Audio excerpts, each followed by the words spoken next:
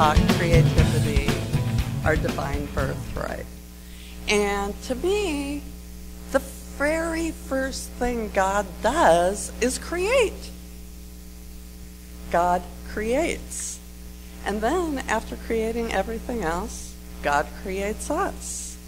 And the more traditional Bible says in his image, I like Peterson's translation, which says to be godlike, reflecting God's nature. So if we were created to be godlike, we're supposed to create. We were born to create. It's within all of us, and that's what we're born to do. So why do so many people say, I'm not talented, I'm not creative? I hear it all the time. I think we have unreasonable definitions of what creativity is, of what talent is. Every single person I know has ideas. They have ideas about stories, or painting, or decorating, or fixing the yard, or a song, or a dance, or clothing, or the list goes on and on. Everybody has ideas. So when I was doing art festivals, so many people would be like, oh my God, you're so talented. Like there was like some magic talent fairy that went around and capriciously bestowed talent on a few people, and the rest of you were just out of luck.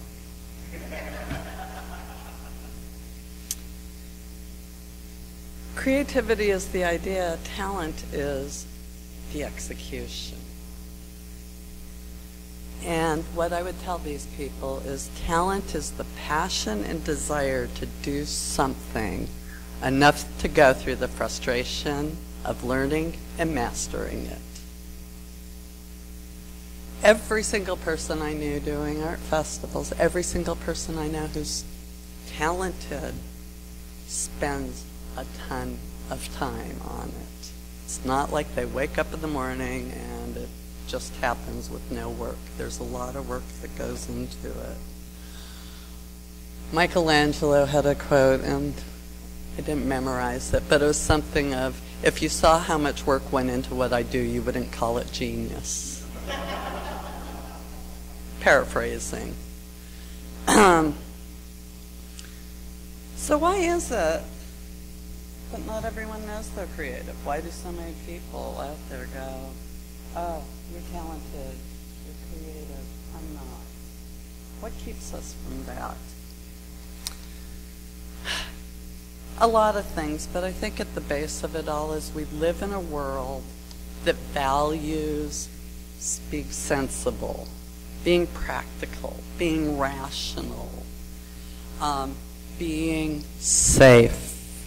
We're supposed to be safe and secure. As Julius Cameron says, creativity is not and never has been sensible. So, even if we're lucky enough, I was really lucky. I had parents, well, a mom. I had a mom who encouraged my creativity. I had a lot of teachers who encouraged my creativity. Even with that, I was so bombarded by, be safe, be practical. How are you going to make a living? That I placed limits on myself. I wanted to, it was like, oh, that's what I'm supposed to be. That's the box I'm supposed to fit into. And so we're taught to place limits on ourselves. You know, if you look at kids just make a big old mess and are creative and have fun with it. And then somewhere along the line, somebody tells us we're good or we're not good, or we should or we shouldn't, and we believe them because we're kids. And we place limits, and it becomes this mysterious creative thing that only a select few people do. Again, just so you know, I used to do clothing that I designed and hand-dyed, and I sold it at art festivals, and I had 2 different stores that I sold it at of my own.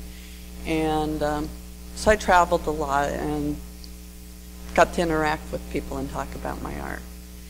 And so I'd have this discussion with people all the time, and they would inevitably bring up like the 3-year-old who, sits down at the piano and plays Mozart. Yeah, sure, let's compare ourselves to the 1 in a billion genius out there and go, well, I can't do that, so I'm not even going to try. We forget that every single thing we do, other than our autonomic responses like breathing, we had to be taught. We learned to speak. We learned to walk. We learned to read. We learned to write. We learned to drive cars. So why is creativity supposed to just poof, happen? Everything else we learned. Walking's a great example. It's something we totally take for granted. But it didn't come easy. First there was the challenge of standing up. So, we stood up and fell down and stood up and fell down and wobbled a whole lot. We had to hang on to things. And then walking. I mean, how many times did we land on our butt when we were trying to learn to walk? Right? What if we had looked at someone running hurdles in the Olympics at that point?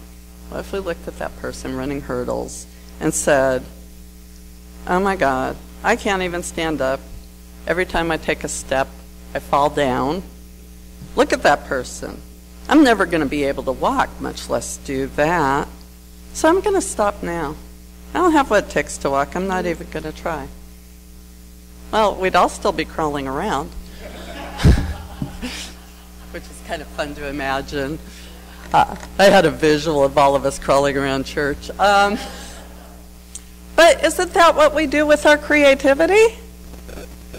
We compare ourselves to an Olympic hurdler and say, when we're learning to stand up and say, oh, well, I'm not even going to try it.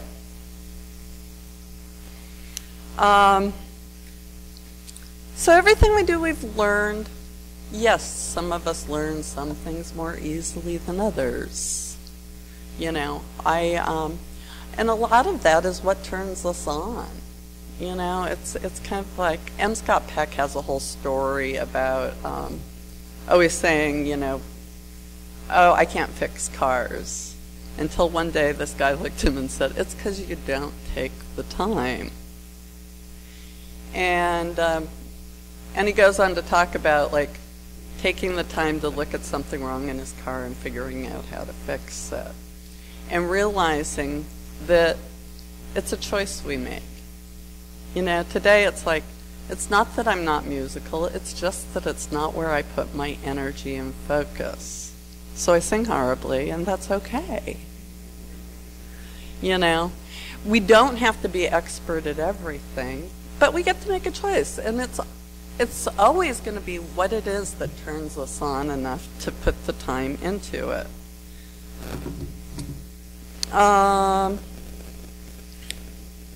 When I was in high school, I lived art. And then when I went to college, I was going to study art. Well, first I wanted to study fashion design, but I had no clue how to go about that. And then I was going to study art in college, and then I got scared. So I ended up majoring in business and became an accountant. Yes, very practical. And then I quit drinking. And apparently the only way I was good at accounting was when I was doing shots of vodka in the morning, because I was 3 months sober and I got fired from my job. So I'm like the weird person who gets sober and then gets fired, right? But what happened was that small, insistent, patient voice kept going, go back to school and do what you were created for. Finally went, okay. And so luckily at that point I had a big toolbox and I had a ton of people. And what I advocate for everybody is if there's something you want to do, find cheerleaders. Find people who believe in you, people who will, with love, go, you can do this when you think you can't. So I went to Fashion Institute of Design and Merchandising in downtown LA and cried my way through. But I learned it's like when I was so scared, I'd go in the bathroom, cry, and then go back to class. When I thought I couldn't do it, I'd call people and they'd be like, you can do this, you know? I needed a lot of that. I got invited to the advanced fashion design program and spent the first month of that program with 12 other students who were invited going, oh my God, I'm an imposter. They're going to figure out I don't really belong here. Interestingly enough, I once heard a musician who could sell out like the major arenas who used to stand on stage and have that thought. You know, it's, go figure. I worked my butt off, and one night as I was trying to get this nose right. Okay, that's my 3-minute warning. I was trying to get this nose drawn right, and one of our roommates was watching me draw and erase this nose at least 5 times. And finally, he had like this aha moment, and he looked at me and goes, wow, people look at the finished product and think like it just flowed right out of you. They don't know that you drew it and erased it, and drew it and erased it. You know, so it's like if we look at a finished product and think it just like flowed out, we stop ourselves. There's a lot of drawing and erasing.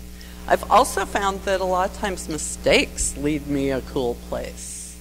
Yeah, I used to joke that like the difference between an artist and a non-artist is an artist makes a mistake, steps back and goes, that's kind of cool. And a non-artist just throws up their hands and goes, it's not coming out the way I want it, and walks off. So it's a process. Creativity isn't magic. Everyone has ideas. And trust me, when I did art festivals, they felt free to tell me all their ideas of what I should be doing with my clothing. To which I would say, that's a great idea. I think you should do it. And they'd say, I'm not talented. I'd say, yeah, because you choose not to put the time into figuring out how to do it.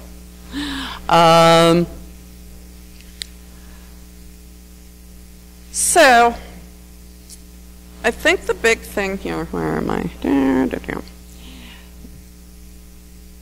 Talent is the process of learning how to make your ideas reality. And the big thing we have to look at is what holds us back. Because we all have a big old suitcase of fears. I still do. I have gone through, like, my brain would go off every so often and be like, what were you thinking, saying you would talk at church? Are you insane? You know, and luckily by now I have enough knowledge to know that that's just that voice, and I don't have to believe it and listen to it. You know, I can just like, yeah, whatever. So a big part of it is you have to be willing to like really look at your fears, bring them to the surface. It's not comfortable. You have to be willing to take risk and not live life in a safe little box. Julia Cameron, again, I love her, by the way. Most of the time when we are blocked in an area of our life, it is because we feel safer that way. We may not be happy, but at least we know what we are. Unhappy. Much fear of our own creativity is the fear of the unknown. So it's a risk. We have to step out. We have to try something new. We have to face our fears. And some people don't even know what their bliss is. You know, what? I've met people who lost their dreams. It's like they're so in the rut. They don't even remember their dreams. And my late husband, who did jewelry, when we did art festivals, he'd ask people, he'd be like, when you were a kid, what did you dream of doing?